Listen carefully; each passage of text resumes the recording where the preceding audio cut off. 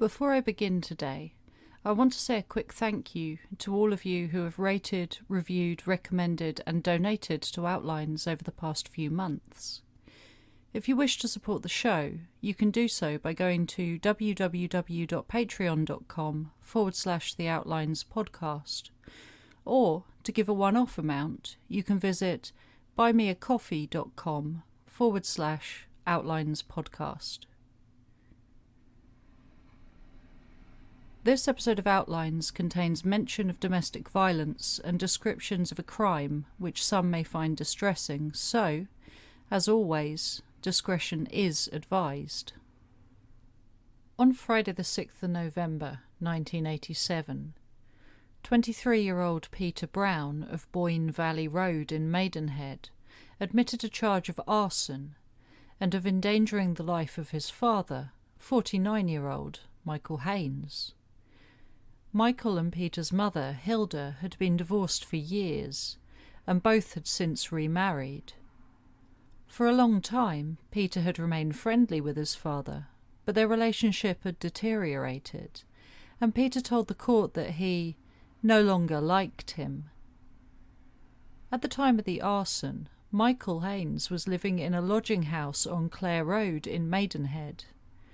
It was the afternoon, and he and the other occupants were sleeping off the effects of an afternoon's drinking session, when some nearby children spotted smoke pouring from the house. The children alerted a neighbour, who in turn called for the fire brigade. When they got to the scene, they woke Haynes and the other members of the household, all of whom had remained asleep upstairs. Peter Brown, it was established, had arrived at the house some time after his father and the other residents had fallen asleep, and, sensing opportunity, he had started a small fire near to the lounge curtains. Despite the pouring smoke, the flames caused only minimal damage, and Peter was arrested. In court, Justice Drake heard that Peter was suffering from what was vaguely described in the papers as a mental illness. The judge ordered that he be admitted to Borough Court Hospital under the Mental Health Act, saying he was satisfied that the defendant was mentally disturbed at the time of the offence. It's a short article in the Reading Evening Post, and this is all the information that can be extrapolated from it, except that it tells only one part of a much larger story. A story that, by the time Peter Brown set fire to his father's curtains, appears to have been all but forgotten. What the article fails to mention is that not only was Michael Haynes no stranger to the courtroom, but that, on no less than 3 other occasions in a period between January of 1983 and November of 1984, he had appeared as the defendant, first to be found guilty, and later to be cleared of murder. Sometimes people ask me how I confirm the validity of my research, and the answer is that it's a matter of checking and cross-checking everything. Does the article on the arson state that this is the same Michael Haynes? No.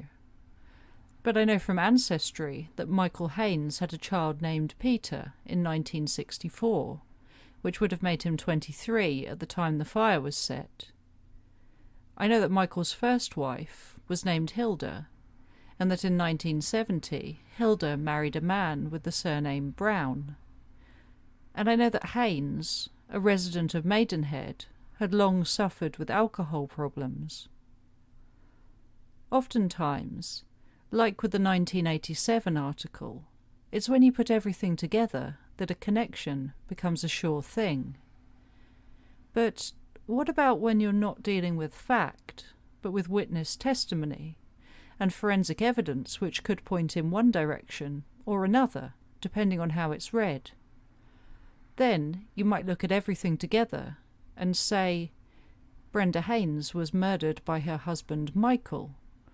Or you could look at it and say, Brenda Haines, who was suffering with a mental illness, committed suicide. In 1983, when the trial of Michael Haynes took place. This was the conundrum placed before the jury, and even now, almost 40 years later, it is a question which we still cannot be sure of the answer to. I'm Jess Carter, and this is the Outlines Podcast.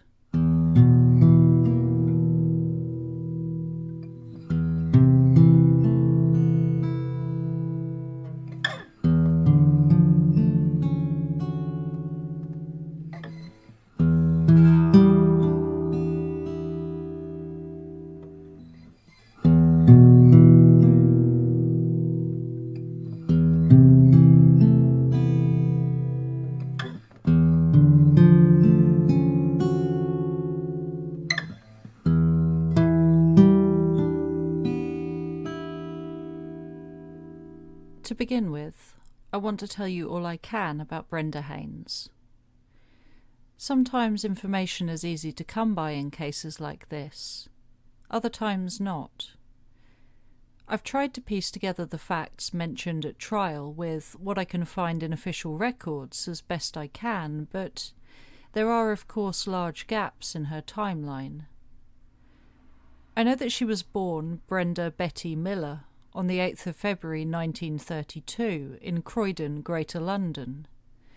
She appears to have come from a large family, all of whom were also born in Croydon. In 1951, 19-year-old Brenda was married for the first time to a man named John Tigg, who was 12 years her senior. By 1960, the two, who had one child, were living at 44 Gordon Road in Thatcham, near Newbury in Berkshire. By 1964, however, Brenda had remarried. This time her husband's name was Trenny Bashford, and this is where it gets a little difficult to explain.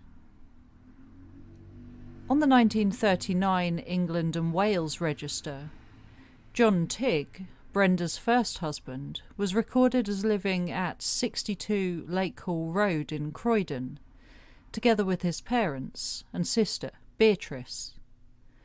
At number 63 Lake Hall Road, also living with his parents, was 21-year-old Trenny Bashford, who was working as a trainee pharmacist. Interestingly, on the record for 16-year-old Beatrice Tigg, her surname has been crossed out, and in its place is the name Bashford.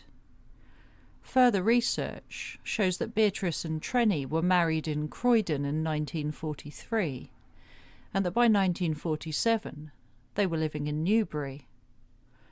By the early 60s, the two of them were residing at Pollard's on Colleroy Road in Thatcham, a little over a mile away from John and Brenda's home on Gordon Road. It's unclear what the circumstances were which led to Brenda marrying her husband's sister's husband, but in August of 1964, it appears as if Trenny purchased a house at 2 Longleat Gardens in Maidenhead, where Brenda would live until her death in 1982.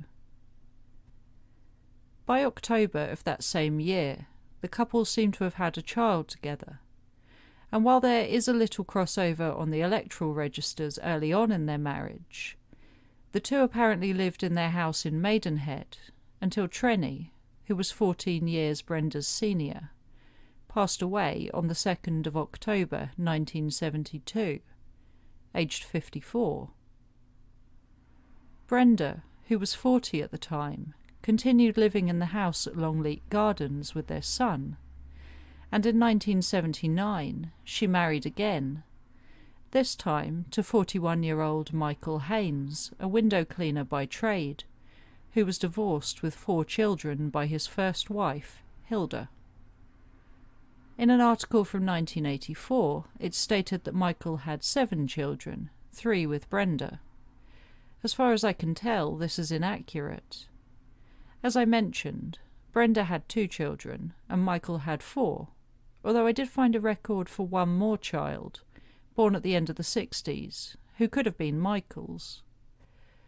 The child's surname was recorded as Haynes, and their mother, who would have been quite young at the time, appears to have lived a few streets away from where Michael's mother lived.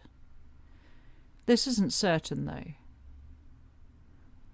When I started writing this section, I was worried I wouldn't have much information to share about Brenda's life, and I have a fair amount of detail about where she lived and who she was with, but what about her as a person? At Michael Haynes's trial in 1983, it was revealed by Dr. Peter Maddox, who had treated Brenda several times at his psychiatric unit, that she had a history of mental illness and was suffering from manic depression. She had attempted suicide on more than one occasion, and in the months before her death, she'd made several attempts on her own life, including overdosing, jumping into a river, and putting a plastic bag over her own head. She had even, apparently, told her hairdresser on the day she died that she wanted to kill herself, but that she didn't know how to do it. The marriage between her and Michael was not a happy one, and at the end of 1981, divorce proceedings began at Brenda's request. In 1984, though, Michael would claim, "I loved my wife. We had a smashing relationship. I nursed her while she was ill." But was that genuinely the case? And if so, what happened on the day of Brenda's death? It was around 8 o'clock in the evening, on the 12th of June 1982, when Ingrid and John Raphael of Lexington Avenue in Maidenhead, close to Longleat Gardens where the Hayneses lived, heard a knocking at their front door. While Ingrid's name was reported in the papers, John's was not, and, while searching for it, I came across a little snippet of information that, despite its lack of relevance, I really want to include. In 1983, it was reported in the local papers that the Raphaels had rescued a duck named Desi from behind a nearby Sainsbury's freezer centre. Desi is somewhat famous now, as she holds the Guinness World Record for being the oldest ever duck, having lived to be a little over 20. That evening, in 1982, however, it was almost a full year before Desi began her record-breaking reign of the Raphael household. And that evening, the couple answered the door to be greeted by Michael Haynes. Michael, who, according to Ingrid, didn't seem too upset, asked if he could use the Raphaels' telephone to call for an ambulance, telling them that Brenda had gone upstairs to have a bath and was now attempting to commit suicide. After the emergency services were called, the trio went together to the Haynes' home to check on Brenda's welfare. On the way over, Ingrid remembered, Michael exclaimed, "The silly old cow is always trying this." When the three of them reached the house, they went upstairs, where they found Brenda lying naked on the floor of the landing, just outside the bathroom. Ingrid tested for her pulse, but couldn't find one, and looking to Michael, she asked, "How long has she been like that?" To which Michael replied, "3/4 of an hour." Despite their efforts to revive Brenda, when the doctor arrived, he certified that she was dead. Reportedly on hearing this, Michael Haynes declared, "Stupid cow, why did she do this to me?" In a statement read out in court in March of 1983, PC Timothy Price recalled arriving at the house. There, he found Michael, who was dressed in a shirt and shorts, rubbing his wife's hands and saying, "Come on, you can make it, girl. We had some good times together." When his statement was taken, he told the police that he had been drinking that day and had brought some whiskey home with him. He didn't immediately say so, but later he explained that Brenda had asked for some of the alcohol and told him that she was going to take as many tablets as she could find. According to Michael's version of events, his wife drank what he described as a couple of whiskies, although a police statement would estimate the amount to have been around 4 measures of alcohol. Haynes claimed that Brenda appeared down, and that after consuming the drinks, she went to have a bath. He added, "I found her in the bath. She'd taken an overdose." To illustrate this fact, he reportedly produced a number of empty pill bottles for the police. While he didn't mention it in his initial statement, later he claimed that he allowed Brenda to go upstairs, knowing that there was a chance she would try to kill herself while drunk. "I could," he said later, "have prevented her death." Continuing his story, he went upstairs to the bathroom, and on entering he saw that Brenda was lying in the bath with her head under water and foam coming out of her mouth. He said that he got into the bath to pull her out, and when he laid her on the floor he began trying to give her the kiss of life, before going to Ingrid and John Raphael's to call for the ambulance. Later it would emerge that there were holes in this initial statement. The timeline wasn't quite accurate, and more than one witness would go on to say that they had doubts about the genuineness of Michael's emotions that night. The courts would be told how he oscillated between apparent distress, tears, and laughter about his wife's death. Despite Brenda's history of mental illness and suicide attempts, on the 15th of March 1983, a little over 9 months after his wife's death, and following a 2-day court hearing, magistrates ruled that Michael Haynes, who had pled not guilty to the charge, should be committed to Reading Crown Court to be tried for the murder of his wife. The accusation was that on the 12th of June 1982, he had assaulted and beaten Brenda before drowning her in the bath.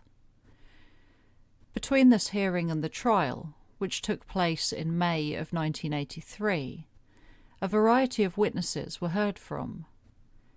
These included the officers who had taken Haynes's initial statement following Brenda's death, the pathologist, Dr. Kevin Lee, who had been called upon to examine her body on 3 separate occasions, and family members and friends who told the court the details of Michael and Brenda's relationship and the events of the days following her death. It emerged that Haynes's later claims that the couple had a smashing relationship were not entirely truthful. At the initial hearing, a statement from Michael's half-brother, Christopher, told of how he had seen Haynes, who was a heavy drinker, hit Brenda on several occasions. His brother, Christopher said, had only married Brenda because he wanted the house. On that front, Kenneth Back, a friend of Michael's, spoke of how he discovered that Brenda had left him with no insurance money following her apparent suicide, and worse, there was nothing for him in her will. The house at Longleat Gardens had been left to her son. Brenda, Michael reportedly told Kenneth, through laughter, was an inconsiderate bitch. Michael Kennedy QC, the prosecutor in the May trial, told the jury that while Haynes had shown signs of being upset after Brenda's death, there were also indications that he was putting it on. Haynes's niece Karen said in a statement that she went with her mum a couple of days after Brenda had died to help tidy up the house. She told of how Michael took them to his stepson's bedroom. The stepson was away at boarding school at the time, and there was no reason for any of them to go into his room. They pulled back the covers on the bed, only to find that concealed underneath them were 6 letters, one of which was addressed "To whom it may concern." On seeing the letters, Karen said, Michael began to cry, saying, "I know what they are."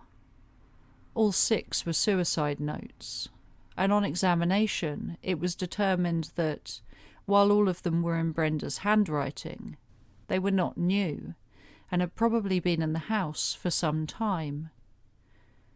At Reading Crown Court, Bruce Laughlin, Michael's lawyer, would describe these notes as being a substantial stumbling block in the Crown's case. While it would have been clear quite quickly that Michael and Brenda's was not a happy marriage, it was when pathologist Kevin Lee examined Brenda that disturbing evidence would come to light.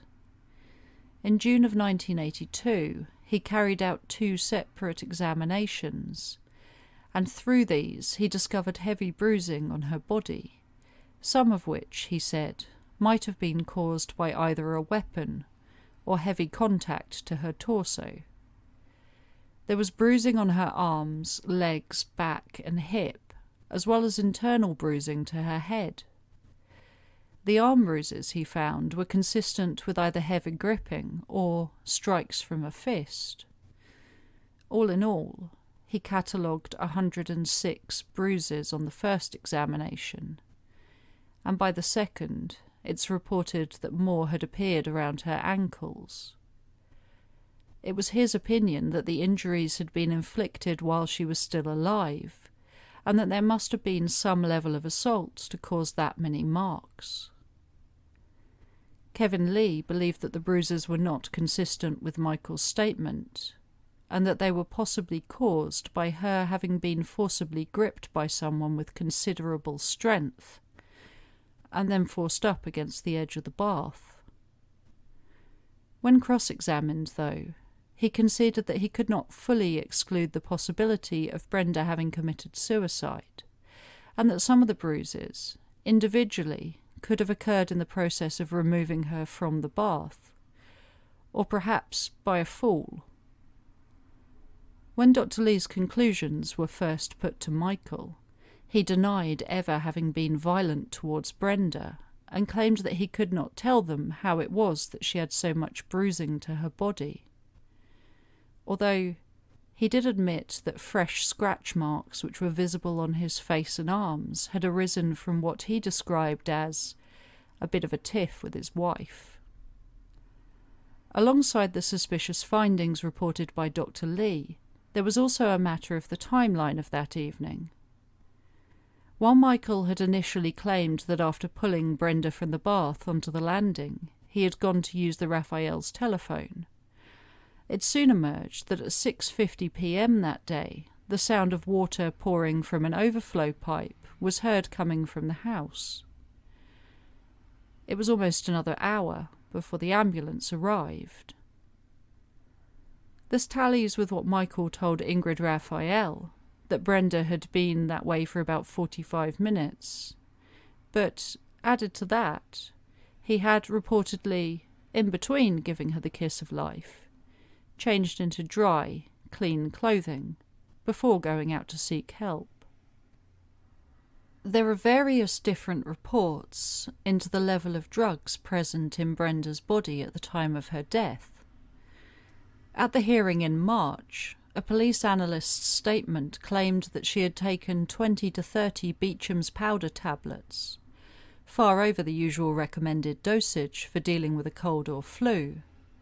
But later, at the May trial, prosecutor Michael Kennedy stated that while Dr. Lee had found traces of drugs in her system, they were consistent with ordinary medication levels and not enough for an overdose. It seems likely that the former was true, because in 1984 it was claimed that she had drunk 4 measures of whiskey, taken 4 different prescribed drugs, and then consumed 30 painkillers. Regardless of the amounts, Michael had, the prosecution alleged, drugged her with the pills either to make her drowsy or, as Mr. Kennedy said, so that she would go gently. But then, they claimed, he had become impatient while he waited for the tablets to work, and so had, in the words of one article, finished her off by holding her under the water. The problem for Michael Haynes was that there were plenty of witnesses who claimed that he was frequently drunk and often violent towards his wife. The final nail in the coffin came from a witness named Paul Hillsden, who had come forwards only a few weeks before the trial was due to begin. Hillsden had been lodging with Michael in Desborough Close in Maidenhead, which I believe was the road on which his mother lived. He claimed that one night the two of them were drinking together, and that, while engaged in what was described as a bizarre karate bout, Haynes had confessed to him that he'd murdered Brenda. Paul Hillsden said that Michael described to him exactly how he had committed the crime, telling him that he had killed her by holding her under the water by her hair and heels. Haynes, Hillsden said, acted out the attack for him. By the end of May, the short trial drew to a close, and the jury was sent out to deliberate. They'd heard all the evidence as well as the parting summation of Bruce Laughlin, Michael's lawyer. Laughlin was known as a skillful and talented lawyer with progressive views on crime and its causes, and he later became a well-respected, liberal-leaning judge.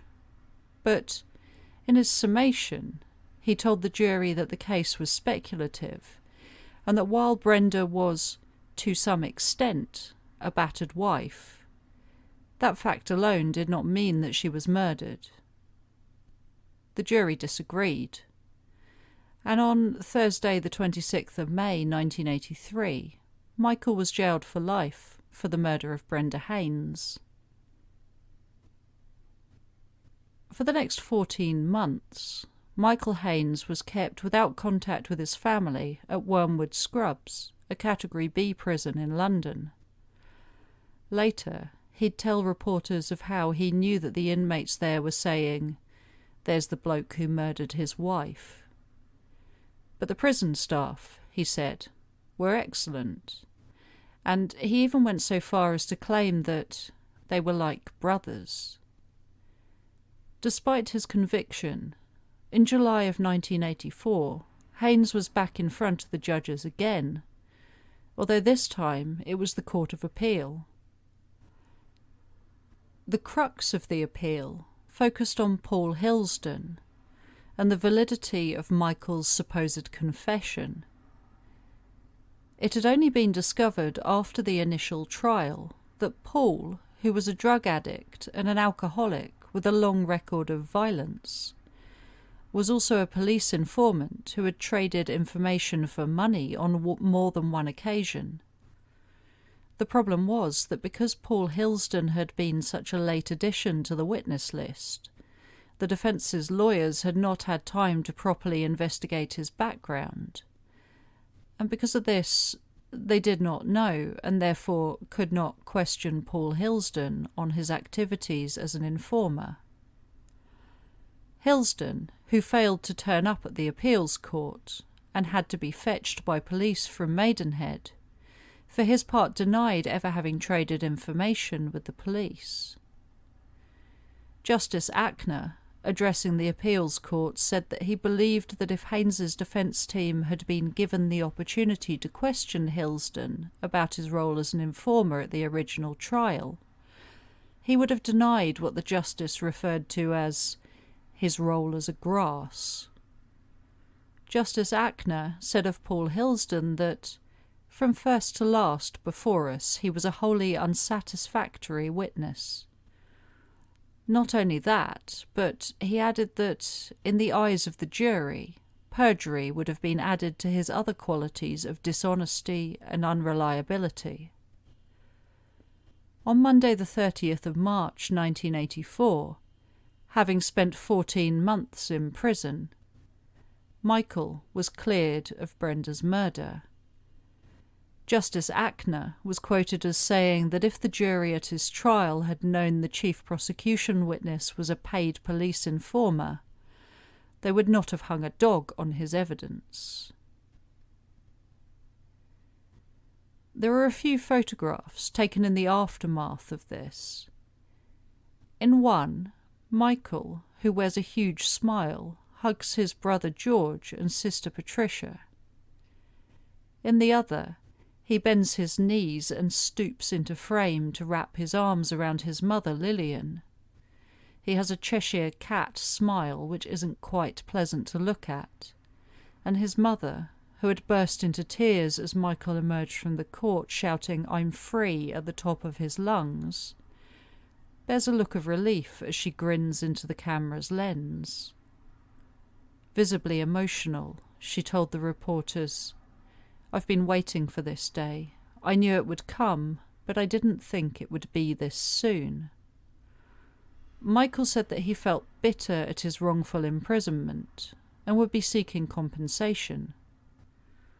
Echoing his mother's statement, he went on to say, "Now I have to forget the past, and I've got to pick up the pieces of my life.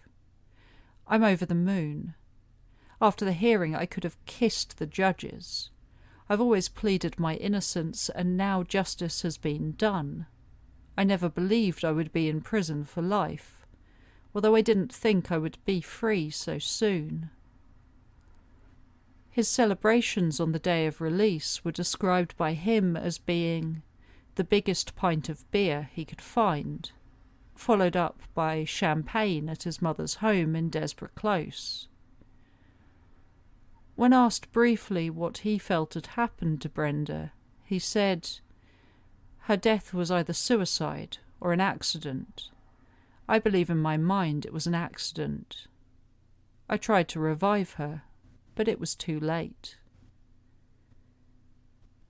An interesting footnote to Michael's involvement on the wrong side of the law is that on Tuesday, November the 20th, 1984, he again appeared in court, this time charged with obtaining more than £5,000 from the Department of Health and Social Security by deception. The offence, which only came to light after he had been arrested for murder, stemmed from a period of 148 weeks, up until 1982, in which he was claiming benefits at the same time as working as a window cleaner.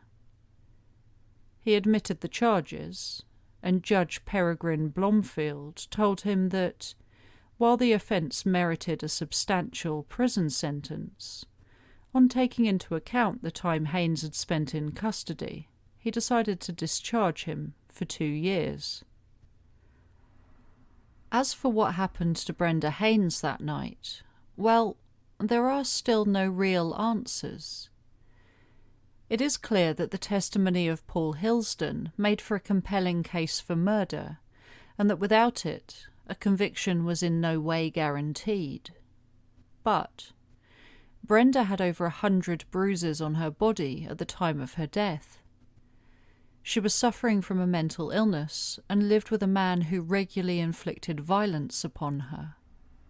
While she had started divorce proceedings, she and Michael were still sharing the same house, and I can't begin to imagine how she must have been feeling, or the struggles she must have been going through, to have attempted suicide on multiple occasions throughout her final months.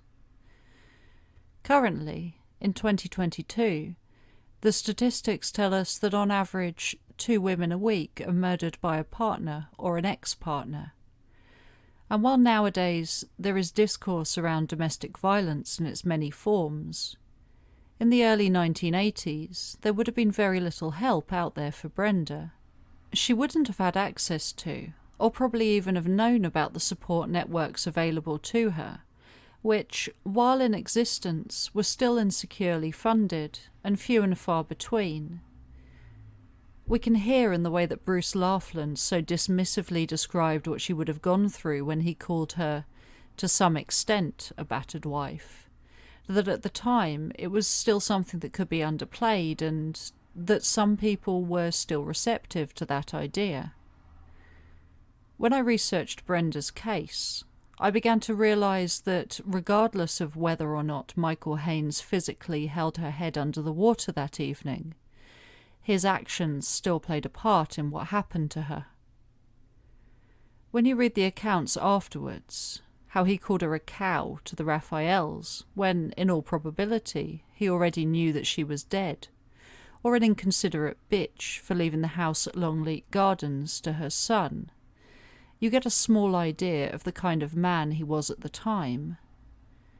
Initially following the investigation into Brenda's death, and before the charges against him were upgraded to murder, he had been charged with assault. Actually, before it was dropped in favour of the murder charge, the case almost made it to court. I'll let you decide whether, in the light of his sentence being overturned, perhaps the pursuit of a conviction for assault would have been a better option.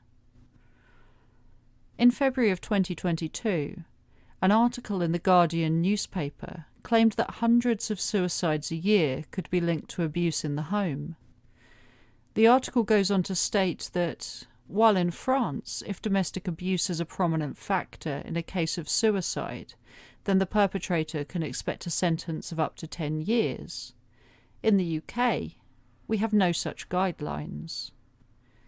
I'll link the article in the show notes below because I think it's an important one and highlights the great deal of work that there is still to do to protect vulnerable people in abusive relationships.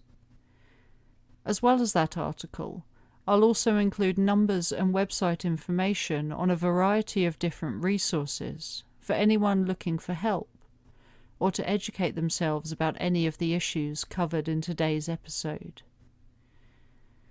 Too many people suffer alone at the hands of a partner, and while not all outcomes are as extreme as in Brenda's case, the damage done by abusive relationships can have a profound and lasting impact on those who have lived through them, long after they have left their abuser behind. Nowadays, every 30 seconds in the UK, the police receive a domestic abuse-related call, and 1 in 4 women will experience domestic abuse in their lifetime.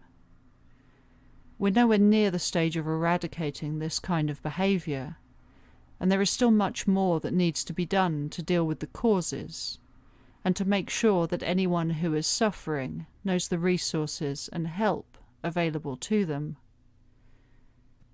What happened to Brenda has been all but forgotten by the majority of people, and yet her experiences are a mirror of those which many are still living today.